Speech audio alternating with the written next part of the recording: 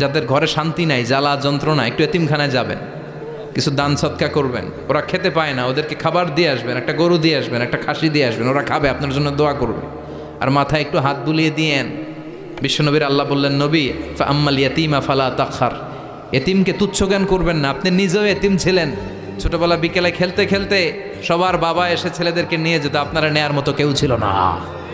আপনি নিজে এতিম ছিলেন, আপনি ওদের দুঃখ বুঝবেন, এজন্য খবরদার আম্মাল ইয়াতিমা ফালা তাখার। বিশ্বনবীর আল্লাহ ধমক দিয়ে বলে, ফালা তাখার, এতিমদের প্রতি কঠোর হবেন না, তুচ্ছ জ্ঞান করবেন না, এতিমের সাথে রূঢ় আচরণ করবেন না। এতিমের সাথে রূঢ় আচরণ করা কবিরা গুনাহ। নামে আল্লাহ কোরআনে একটা সূরা দিয়েছেন, আল মাউন।